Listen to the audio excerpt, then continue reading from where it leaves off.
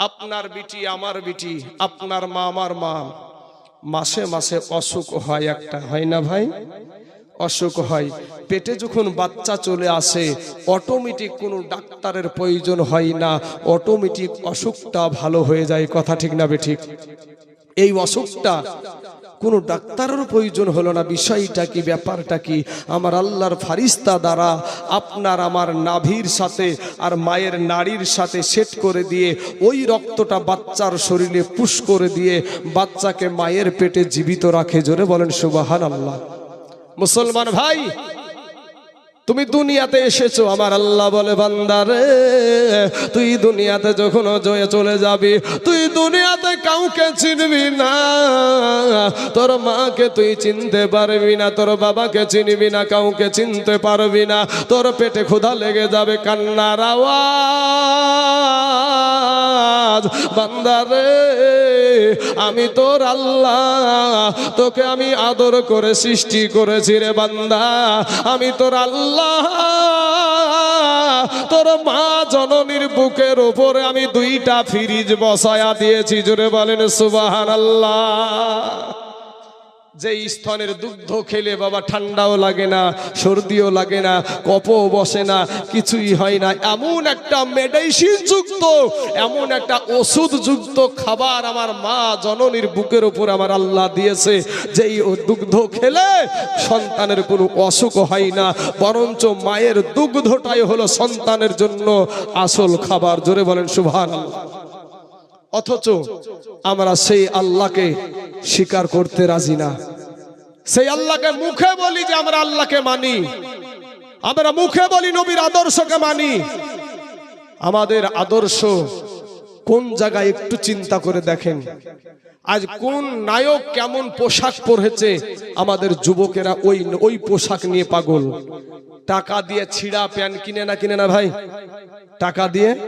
আর নায়িকারা, কোন নায়িকা মানে কোন মহিলা, টেলিভিশনে কোন মহিলা কেমন পোশাক পরেছে, সেই পোশাক পরে আপনার বিটি আমার বিটি, আপনার মা এইভাবে পোশাক পরে আজ দুনিয়াতে চলছে। ওরে নারী জাতি কমলতি কি বা মন্ত্র জানে, আর প্রেমের রশি গলাই দিয়া আস্তে আস্তে টানে।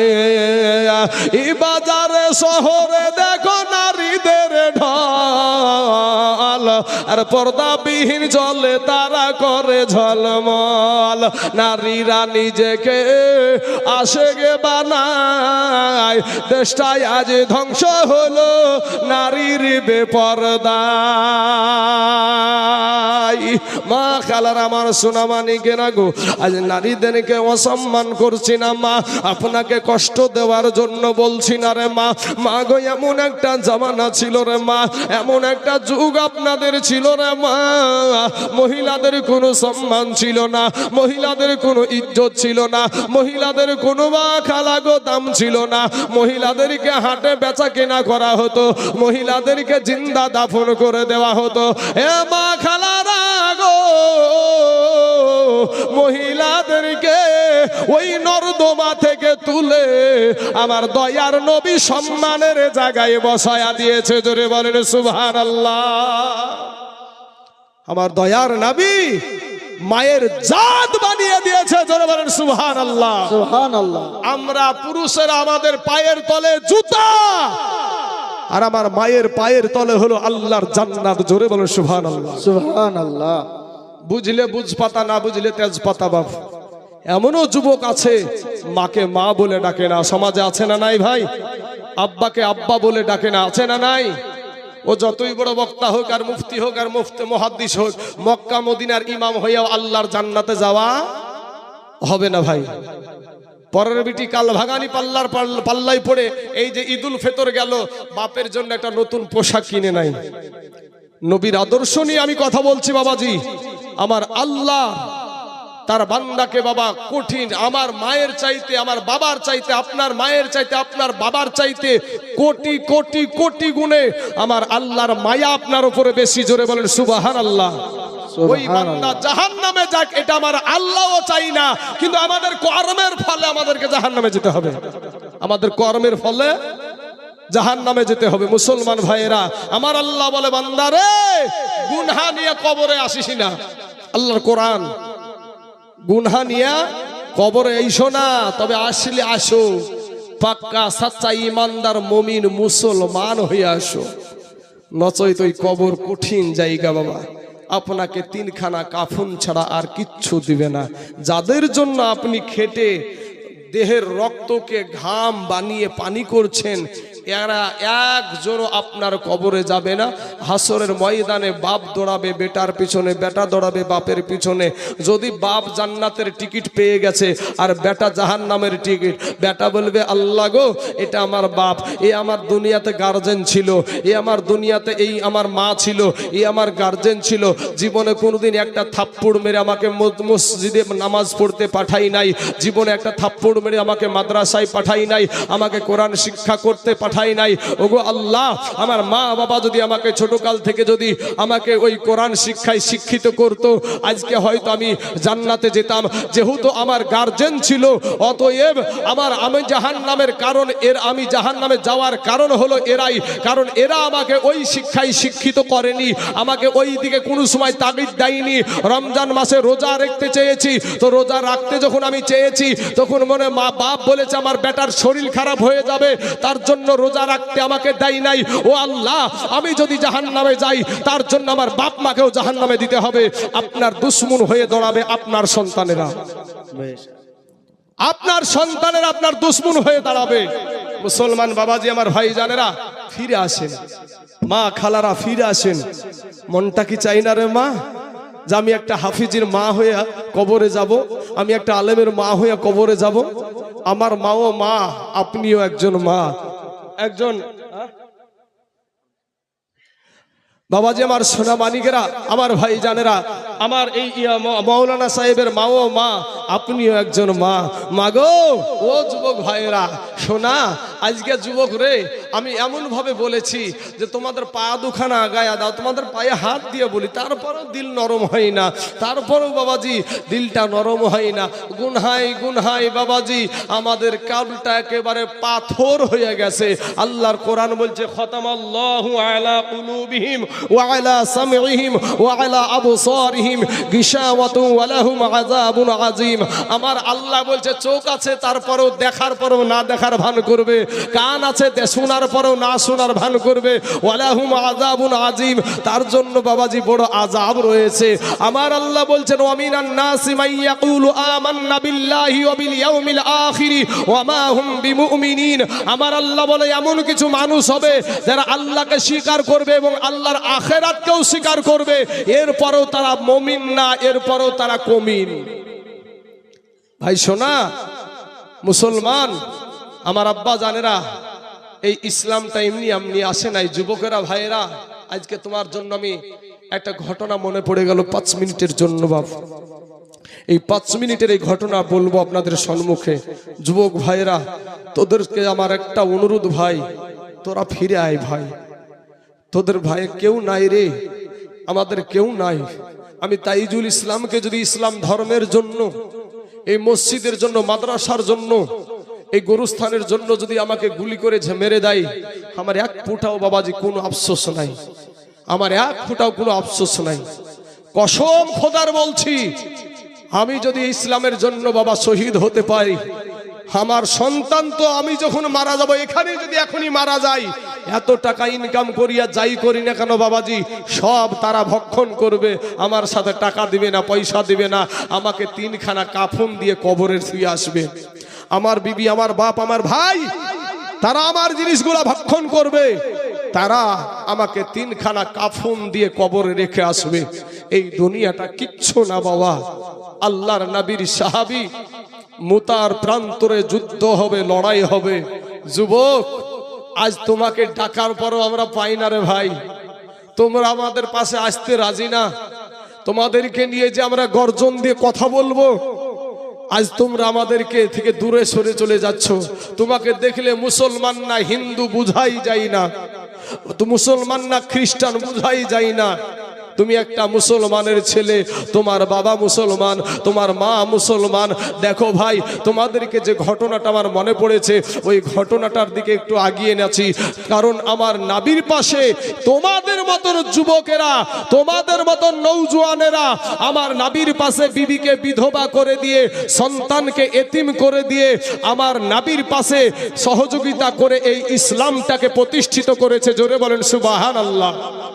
বাপ, মুতার প্রান্তরে লড়াই হবে, ওদিকে কাফেরদের সৈন্য হলো 1 লক্ষ, মুতান্তরে 2 লক্ষ। আর এই দিকে আমার নবীজি মুসলিমদের সৈন্য বানালেন মাত্র 3000। কয় হাজার? 3000। এই 3000-এর ভিতরে আবার 3টে সেনাপতি বানালেন। যুদ্ধের ময়দানে সেনাপতি লাগে 1 জন, নবী বানালেন 3 জন। এই 3 জন থেকে বোঝা যায় নবী যখন 1 জনের জায়গায় 3 জন বানিয়েছে, বোঝা যায় যে এই 3 জনের ভিতরে 1 জনও বাড়ি ফিরবে না। এখান থেকে বোঝা যায় যে আমার নবীজি গায়েবের সংবাদদাতা। জোরে বলেন সুবহানাল্লাহ। শুধু ওটাই কেন দেখবেন বাপ, আল্লাহর কোরআন আপনারাও জানেন, আলাম তারা কাইফা ফাআলা রাব্বুকা বিআসহাবিল ফিল। আমার আল্লাহ বলে, হে নবী, আপনি কি নজর করেননি? আপনার বাংলা যদি কোরআন শরীফ বাংলা তরজমার যদি বাড়িতে থাকে তাও দেখেন গা, মিলান গা। ফতুয়া জারি করছি না বাবাজি, ফতুয়া জারি করে মানুষের ঈমান নষ্ট করার জন্য নয়, করছি না, বলছি না। আপনার বাড়ির কোরআনে যে দেখেন ওখানে লেখা আছে, আপনি কি দেখেননি বা আপনি কি নজর করেননি ওই হস্তি বাহিনীর সাথে কি ব্যবহার করেছি? বাবাজি, আবরাহা নামে একটা বাদশা আল্লাহর ঘর কাবা শরীফ ভাঙতে গিয়েছিল, শুনেছেন অনেক মৌলবীর মুখে। আর আবাবিল পাখি দিয়ে আপনার 2 পায়ে 2টা কঙ্কার পাথর আর ঠুটে একটা করে পাথর, এই পাথর দিয়ে কাবা শরীফকে আল্লাহ রক্ষা করেছিল। তো আমার ওই যে ঘটনাটা আমার নবীজি দেখেছেন, তো দেখেছেন নবী তখন কোথায়? নবী তখন মা আমেনার গর্ভে। জোরে বলেন সুবহানাল্লাহ। মা আমেনার গর্ভে। তো মা আমেনার গর্ভে যখন নবীজি আছেন, বলেন তো আমরা কি আমাদের মায়ের গর্ভে থেকে দুনিয়াতে কিছু দেখেছি? যুবকেরা ভাইরা, কিছু দেখেছি? কিচ্ছু দেখি নাই ভাই। কিন্তু আমার নবীকে আল্লাহ বলছে, আপনি কি দেখেননি বা আপনি কি নজর করেননি? বোঝানোর জন্য একটা কথা বলি, আমি যখন স্টেজে আসলাম, স্টেজে যখন উঠলাম, আপনারা দেখেছেন না দেখেননি?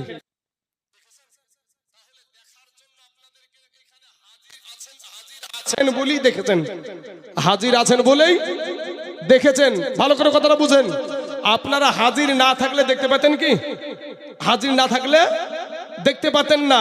তো আপনারা কি দেখেননি মৌলবী বক্তা কেন্দ্রে উঠে এসেছে? তাহলে হাজির আছেন বলে দেখেছেন। তো নবীকে আল্লাহ বলছে, আপনি কি দেখেননি?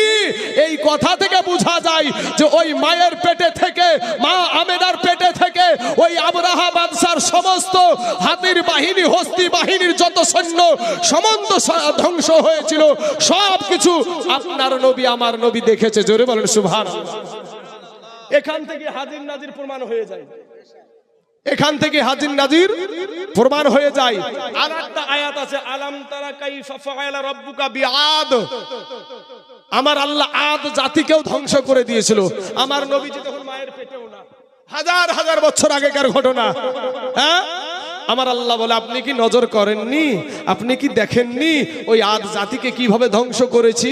তাহলে এখান থেকে বোঝা যায় আমার নবী যে প্রান্তেই থাকুক না কেন, সেই প্রান্ত থেকে আমার আল্লাহর দেওয়া শক্তিতে পুরা দুনিয়াটাকে আমার নবী, আপনার নবী আপনার হাতের তালুর মতো দেখতেই থাকে। জোরে বলেন সুবহানাল্লাহ। সুবহানাল্লাহ। রফিকুল নামে ১৫০০ টাকা দিয়েছে। আল্লাহ গো, তার ১৫০০ টাকাকে তুমি কবুল করে নাও, আল্লাহ হায়াতে দারাজ করে দাও। যাই হোক বাবাজি, শোনা তো, নবীজি 3 জন সেনাপতি বানালেন। যুবক ভাই শোন, তোমাদের জন্য আমি এই ওয়াজটা টানছি ভাই। ভাই যুবকরে, একটু মনটা দিলটা নরম করে দিয়ে আমার এই কথাগুলো শোনো ভাই। প্রথমে বললেন, কোথায় আমার পালিত পুত্র যায়েদ? দাঁড়িয়ে যাও। সঙ্গে সঙ্গে দাঁড়িয়ে গেলেন। তারপরে বলছেন, কোথায় আমার চাচাতো ভাই জাফর বিন আবু তালিব? দাঁড়িয়ে যাও। সঙ্গে সঙ্গে দাঁড়িয়ে গেলেন। তারপরে বললেন, কোথায় আমার সাহাবী আব্দুল্লাহ ইবনে রাওয়াহা? দাঁড়িয়ে যাও। সঙ্গে সঙ্গে বাবা দাঁড়িয়ে গেলেন। এবার বলছেন, তোমরা বাড়িতে চলে যাও, বাড়িতে গিয়ে সালাম করে এসো। পালিত পুত্র যায়েদ বলছেন, ইয়া রাসূলুল্লাহ, ইয়া হাবিবাল্লাহ, নবী গো, আমার আব্বা জান আমাকে যুদ্ধের ময়দানের সেনাপতি বানায়া দিয়েছে। এক নাম্বারে গো নবী, আমার মা আয়েশা ঘরে বসেই শুনতে পেয়ে যাবে, আমার যাওয়ার কোনো প্রয়োজন নাই গো নবী। দ্বিতীয় জন আপনার সেনাপতি নবীর চাচাতো ভাই জাফর বিন আবু তালিব চলে গেলেন বাড়িতে। বাড়িতে যাওয়ার পরে বিবিকে সালাম দিয়া বলে, বিবি, বিবি গো, আমাকে দয়ার নবী যুদ্ধের ময়দানের সেনাপতি বানায়া দিয়েছে গো বিবি। বিবি গো, আমি যুদ্ধের ময়দানে চলে যাব গো বিবি।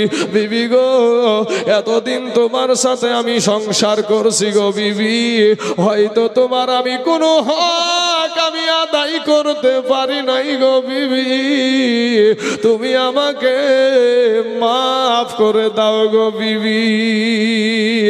আপনার বিবি তখন আল্লাহর দরবারে হাত উঠিয়ে বলে, আল্লাহ গো, আমার দয়ার নবী, আমার মায়ার নবী যুদ্ধের ময়দানের সেনাপতি আমার স্বামীকে বানায়া দিয়েছে, আমি তাতে থেকে বিরত থাকতে বলবো না, আমি বাধাও দিব না, তবে আল্লাহ গো, আমার স্বামীকে যুদ্ধের ময়দানে গাজী হিসাবে আমার কাছে পৌঁছায়া দিও।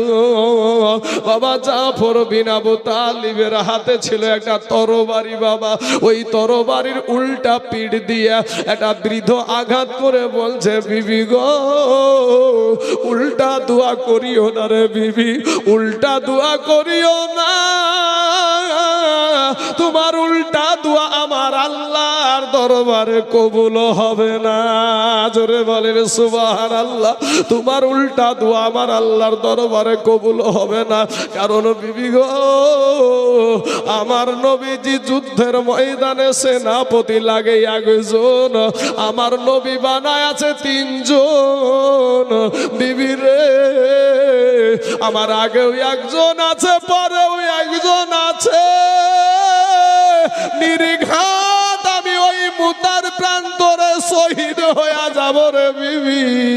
বিবি রে, উল্টা দোয়া করিও না, আমার ছোট ছোট কলিজার টুকরা নয়নের পাড়া গুলাকে আমি রেখে গেলাম, আমার সন্তান গুলাকে আমি যেই রাস্তায় জীবন দিতে যাচ্ছি গো বিবি, আমার সন্তান গুলাকেও তুমি ওই রাস্তাতে শিক্ষিত করিও। জোরে বলেন সুবহানাল্লাহ। যুবক রে, ওরে আমার কালেমার ভাই, এবার আব্দুল্লাহ ইবনে রাওয়াহা চলে গেলেন বাড়িতে। বাড়িতে যাওয়ার পরে আপনার নতুন বিবাহ করেছে, ফুল সজ্জার রাত্রি, বাসর সজ্জার রাত্রি বাবা। আমাদের সমাজে হলে বলতাম যে হলুদ গায়ে বাইরে বের হতে হয় না, কত রকমের ফতুয়া জারি হতো বাবা, কিন্তু এই রাত্রিতে বাবাজি যুদ্ধের ময়দানের সেনাপতি বানায়া দিয়েছে। বাড়িতে গিয়া দেখছে বাবা বিবি কোরআন তেলাওয়াত করছে, বিবিকে ডাক দিয়া বলছে, বিবি গো, কোরআন তেলাওয়াত করা একটু বন্ধ করো গো বিবি, আমি তোমার স্বামী এসেছি। এবার স্বামী ডাক দিয়া বলে, বিবি রে, আমি তোমাকে নতুন বিবাহ করেছি গো বিবি, কোনো হক আমি আদায় করতে পারি নাই রে বিবি। বিবি গো, তুমি আমাকে মাফ করে দাও, আমাকে আমার নবী যুদ্ধের ময়দানের সেনাপতি বানায়া দিয়েছে। বিবি গো, তুমি আমাকে মাফ করে দাও। বিবি ডাক দিয়া বলে, স্বামী গো, আপনাকে আমার নবী যুদ্ধের ময়দানের সেনাপতি বানায়া দিয়েছে, তাতে থেকে আমি বিরত থাকতে বলবো না, আমি বাধাও দিব না, তবে স্বামী গো, আপনি একটা নজর শুধু আপনি বাড়ির ভিতরে আসেন গো স্বামী। স্বামী তখন ডাক দিয়া বলে, বিবি রে, আমি বাড়ির ভিতরে যাব না রে বিবি, আমি বাড়ির ভিতরে গেলে তোমাকে দেখলে আমার মনে প্রেম জাগবে, ভালোবাসা জাগবে গো বিবি। বিবি গো, যুদ্ধে যেতে মন চাইবে না। বিবি একটা ডাক দিয়া বলে, স্বামী গো, খোদার কসম কিরা বলি গো স্বামী, আপনি যদি বাড়ির ভিতরে আসেন আপনাকে কোনো প্রেম নিবেদন করব না, আপনাকে কোনো ভালোবাসা নিবেদন করব না। তবে স্বামী গো, আমি একটা নজর শুধু আপনাকে দেখে রাখতে চাই। আপনার সঙ্গে আমার নতুন বিবাহ হয়েছে গো স্বামী। স্বামী গো, কোনো রকম একটু দেখেছি, ভালো করে দেখতে পাইনি। আমি শুধু একটা নজর ভালো করে দেখে রাখতে চাই, কিয়ামতের দিন যেন আপনাকে আমি স্বামী রূপে চিনে নিতে পারি। স্বামী বলছে, বিবি গো, তুমি যদি ধৈর্য ধারণ করে দুনিয়া করতে পারো গো বিবি, কিয়ামতের মাঠে নয় আমার আল্লাহ তোমাকে আমাকে জান্নাতের ভিতরে স্বামী স্ত্রী হিসাবে পরিচয় করায়া দিবে। চিৎকার করে বলেন সুবহানাল্লাহ। যুদ্ধের ময়দানে চলে গেল বাবা, যুদ্ধের ময়দানে, আর যুদ্ধের ময়দান কত কষ্টের জায়গা রে বাবা। কারো গর্দান কাটা কাজ, কেউ গর্দান দিবে, কেউ গর্দান নিবে রে বাবা। এবার জাহিদের হাতে তরবারি, ইসলামের পতাকা, কাল বৈশাখী ঝড়ের মতন যুদ্ধ করতে করতে করতে করতে করতে করতে বাবা গো, এমন সময়তে জাহিদকে ঘেরাও করে ফেললো কাফেরেরা। জাহিদকে বাবা শহীদ করে দিল রে যুবক। এবার জাফর বিন আবু তালিব বাবা, তার হাতে তরবারি, ইসলামের পতাকা বাবা, পালাকা ঝুড়া করে ঝুড়তে ঝুড়তে একটা সময় জাফর বিন আবু তালিবের এক হাতে বাবা আঘাত করে দিল। একটা হাত কেটে জমিনে পড়ে গেল, দ্বিতীয় হাতে আঘাত করলো, দ্বিতীয় হাতখানাও কেটে পড়ে গেল। জাহিদ দেখছে আমি তো এবার শহীদ হয়ে যাব। পাশের সাহাবীকে ডাক দিয়ে বলে, ওগো আল্লাহর নবীর সাহাবী, দয়ার নবীকে বলি, ওগো আমি জাফরের দুই হাত কাটা, দুই পা কাটা, এরপরও ইসলামের পতাকা মাটিতে পড়তে দিই না। জোরে বলেন সুবহানাল্লাহ।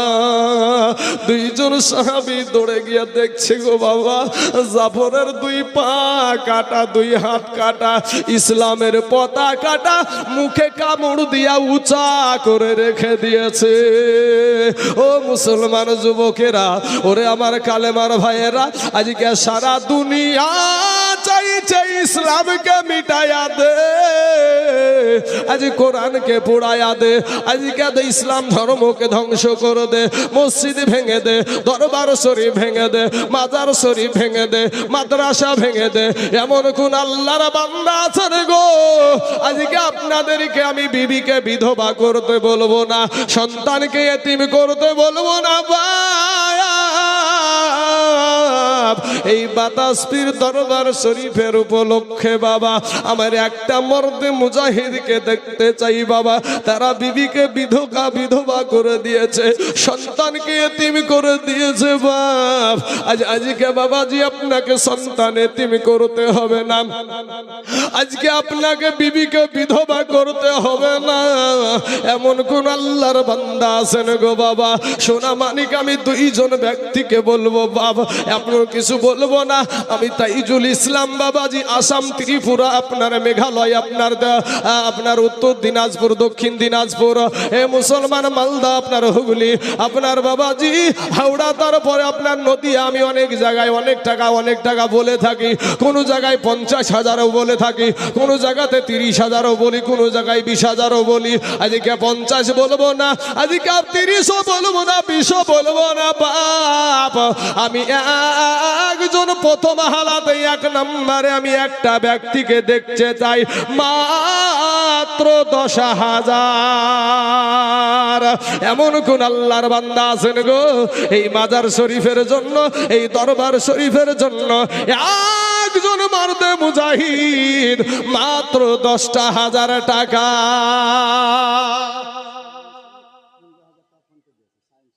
সায়ন শেখ, সুবহানাল্লাহ সুবহানাল্লাহ। এই দেখেন বাবা, চেয়েছি 10 আর পেয়েছি আরো 10, চেয়েছি 10 পেয়েছি 10। সায়ন ভাই আমার ফোন পে 15,000 টাকা দিয়েছে। নারে তাকবীর, নারে রিসালাত, ইয়া রাসূলুল্লাহ। সায়ন নামেতে দেখো এখানেতে বাড়ি 15,000 টাকা দিল, দেখো দরবার শরীফের লাগি। ইয়গল্লা দয়াময় দয়া যে করিয়া সায়ন ভাইয়ের 15,000 টাকা নাও তুমি কবুল করিয়া। আর যে আসাতে যে নিয়াতে করে গেল দান কবুল করিয়া নাও গো রহমান। বাবাজি আমি চেয়েছি মাত্র একজন ব্যক্তি 10,000 টাকা, ইনশাআল্লাহ আল্লাহর রাস্তায় এই দরবার শরীফের জন্য, এই বাবা মাজার শরীফের জন্য মাত্র 10,000 টাকার একজন বান্দা বলবেন হুজুর আমার জান আছে মাল নাই, তবে একজন আল্লাহর ওলির পক্ষে থাকি আমি, একজন আল্লাহর বন্ধুর পক্ষে থাকি আমি দিব 10,000 টাকা। এমন কোন আল্লাহর বান্দা আছেন যে ইনশাআল্লাহ আমি দিয়ে দেব?